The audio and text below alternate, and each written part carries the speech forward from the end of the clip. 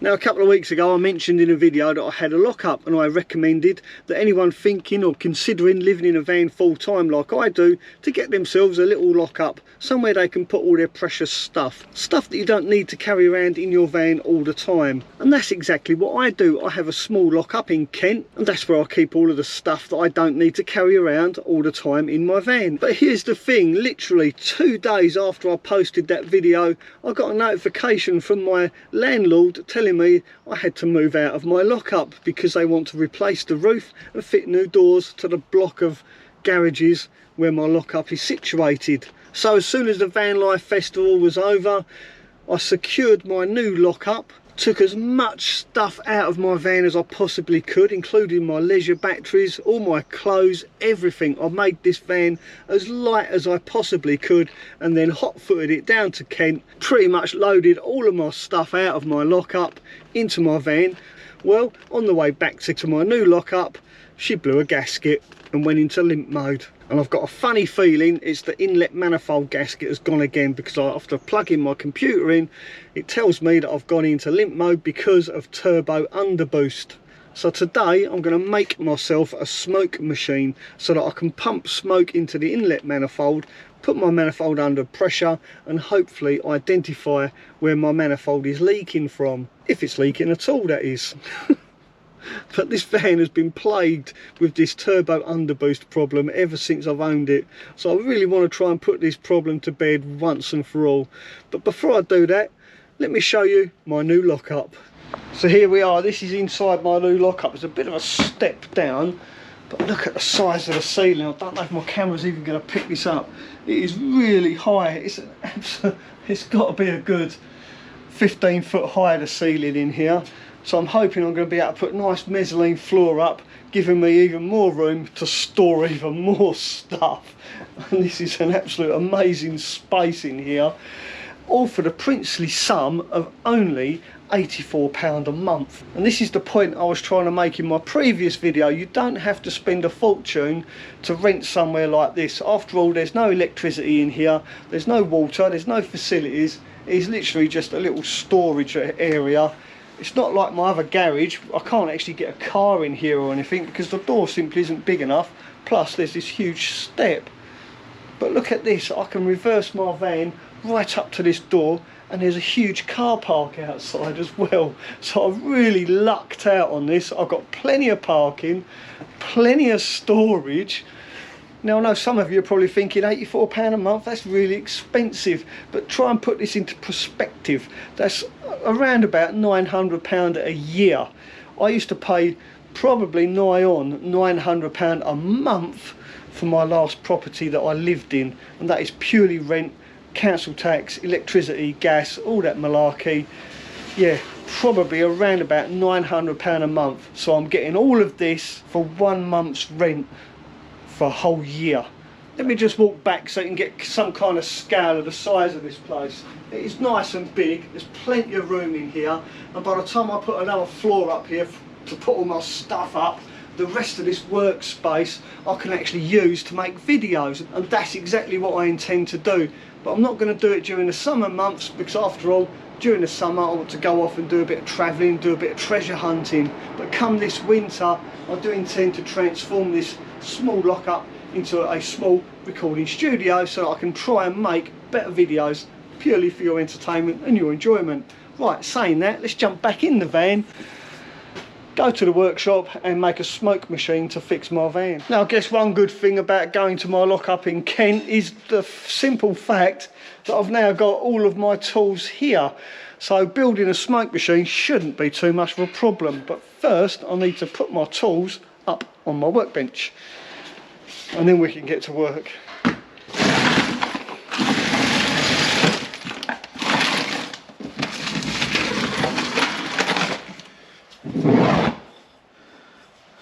I'm going to need this.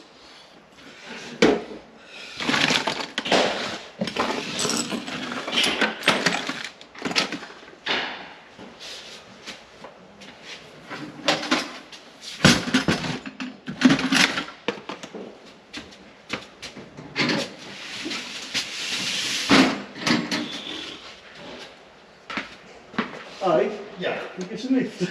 Yeah. Cheers.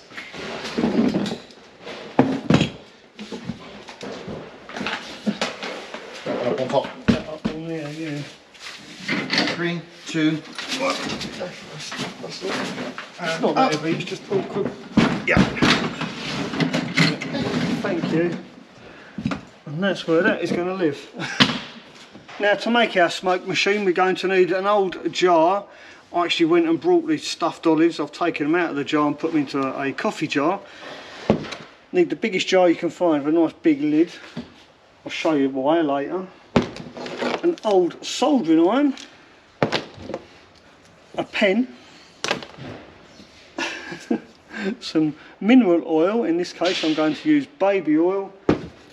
Now, I actually made this coupling a couple of years ago when I did the first smoke test on Mary. This is what I used to blow smoke into the manifold with a cigar. Not a nice experience, but it did the job. I found the manifold leak. So I'm still going to use this. As you can see, it does look a bit worse for wear because I put it in a box next to a can of black aerosol spray. The aerosol spray went off, covering this in black paint. So yeah, it just looks a bit nasty. That is basically, oh, one other thing, we also need a piece of rag. And that is pretty much it. That's all we need to make our smoke machine, apart from a compressor of some sort or bicycle pump. But before I go ahead and assemble all of this, I just want to make a little disclaimer that this is not my idea. I actually saw this done on another YouTube channel, and I'll put a link to that video down below so you can see how a professional puts this together rather than me. Right, let's build this thing. Slight change of plan. I'm not going to use the pen, I'm going to use this old inner tube. I'm going to cut the Schneider valve off and use that instead of the pen for the air inlet. I think this would be much better because my pump will fit on this a lot better. After all, it's a proper valve. Bit of rubber might come in handy for something.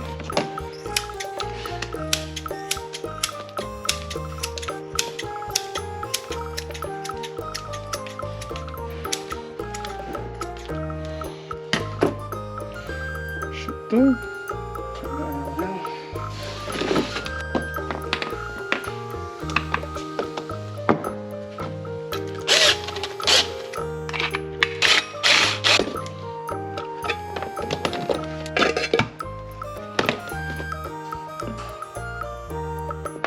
On the side there.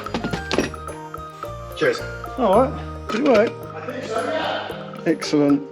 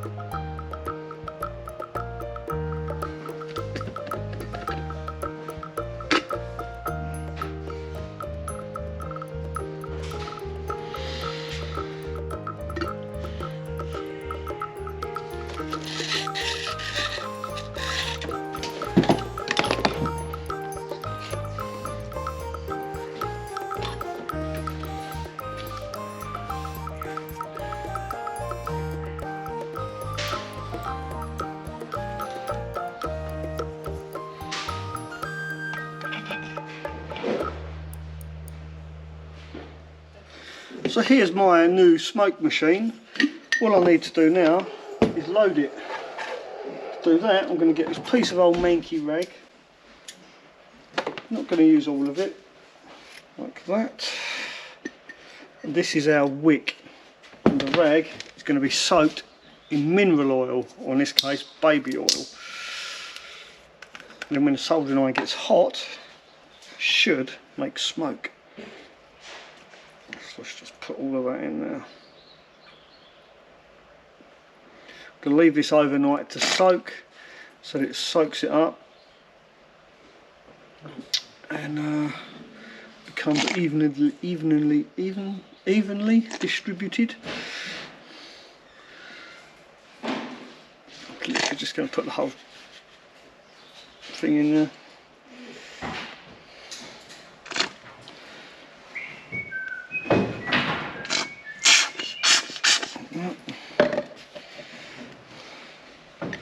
And make sure my soldering iron is nestled in there. Now when I plug this in, I should see some smoke. Let's give it a go. I can't wait till tomorrow.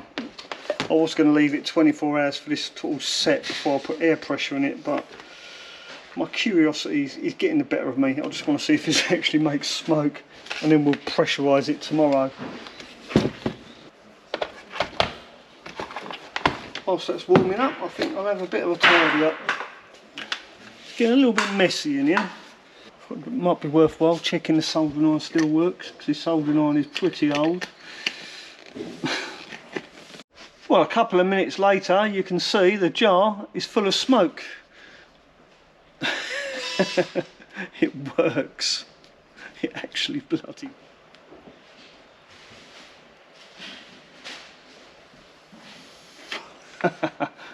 Brilliant. Right, I'm going to come back tomorrow and put this to the test. Well, it's now the very next day. I'm pleased to say my homemade smoke machine seems to have been held together quite well, although I'm a bit dubious about this epoxy resin. It doesn't seem to want to hold that blue pipe very well, so I've wedged that over there good and proper. This end here, this cup, is going to go over my turbo, allowing me to force smoke and pressure into my inlet manifold. So let's attach this to the van and see what happens. Can I find a leak in my manifold using this homemade smoke machine?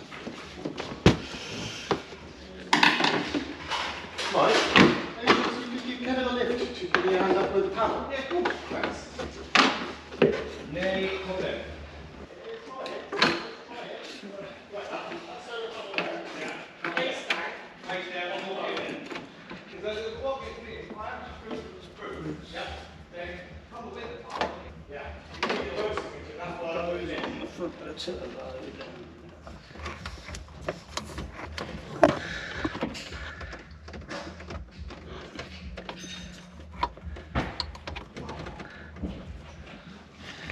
So as you can see, smoke is building up inside the smoke machine. Let's plug on some air using Adrian's bicycle pump. Thank you, Adi, for letting me borrow this. And now we can fill my inlet manifold up with smoke. We'll just give that a couple of minutes to brew some more smoke in there, and we should be good to go. The other end of this pipe comes up here and goes into my turbo inlet manifold. Well, actually it goes straight into the turbo. You don't get no more direct than that. Once I pump some air in there under pressure full of smoke, we should be able to find out where it's leaking from. I'm guessing somewhere down there. That's where it was leaking before. Let me know what you think. Well, my soldering iron finally gave up the ghost. It simply stopped working, but not before I realised there is no leak. There are no vacuum leaks either. I've checked using my vacuum gauge. Can't find any leaks in the vacuum system. No leaks in the inlet manifold either. So, quite frankly, I'm stumped. I really don't know why I'm getting turbo underboost. Unless, of course, there's something wrong with the manifold pressure sensor. But then I'm just taking stabs in the dark at that. But I think I'll change that one anyway, just to be on the safe side. So I'm going to go off to Mercedes, get myself a manifold pressure sensor. Maybe that's what it is, who knows. But that really is just taking a stab in the dark.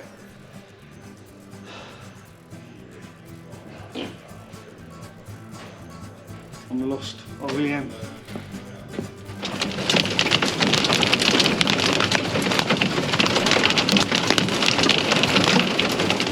There you go, that's my day. I do hope you enjoyed this video. If you did, then don't forget to give it a thumbs up, and hopefully all goes well. I'll see you again soon. It's on half an hour. Please stay safe out there, wherever you are.